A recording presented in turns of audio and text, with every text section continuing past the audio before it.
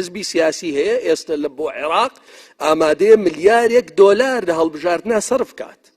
باشە؟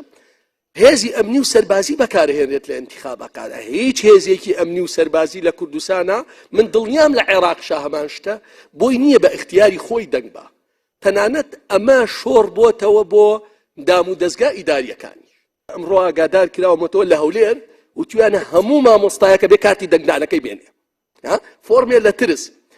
کاتێک کە تۆ مالی وڵات لای حزبەکانە، یعنی خەزێنەی دەوڵەت بوون نییە، مالی وڵات لای حزبە، حزب بەویستی خۆی پارێکی زۆری هەیە، هێزی ئەمنی و سەربازی هەیە، هیچ بەرپرسێک کەس لە سەرۆکایەتی حکوومەت لەسەر بردننی مالی گشتی دادگایی ناکرێت. ئەم مالی گشتێ بۆ انتخاب بەکارهێنرێت، ئەم مالی گشتێ بۆ کڕینی وەلای خەڵک بەکارهێنرێت.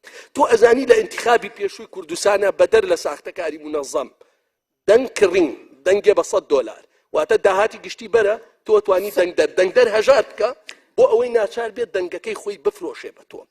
لەم فۆرما من ئەمێ چیرۆکێک باسکەم، لەم فۆرما ئەبێ کەواتە ئێمە سەرباری هەموو ئەمانە ئەبێ ترسی ئێمە ئەوە بێ ئایا ئەم کۆمسیۆنە هەڵبژاردنێکی خاوێن بەڕێوە بە تایبەتی ترسی گەورە لە هەڵبژاردننی ئەلیکترۆنیایە.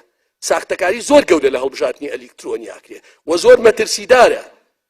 بە ئەندازەی بانگەشەی هەڵبژاردن و کۆکردنەوەی دەنگ ئەبێ ئاگاداری کۆمسیۆن و نیزامی انتخابی و ئەو شەریکەش بن. چونکە سەر کۆمسیۆن نییە بەتەنیا، کۆمپانیایەکشە کە سۆفتوێر و پرۆسەکەی بەڕێوەیە، پرۆسەی انتخابی بەڕێوەیە. با تۆ لێرە لە کێبرکەیەکی زۆر نادات پەروەرانەی بە ئەندازەی ئەم کێبرکێ نادات پەروەرانە ئەبێ قەلەقی ئەوە بیت کورسەکانت لە کۆمسیۆن لە 10 نەکرێ بە 4، لە 8 نەکرێ بە 2، کاندیدێ لە 3000 نەکرێ بە 21,000. طبعا ئەوە بە سۆفتوێری 2018 بە بەڵگە لامانە.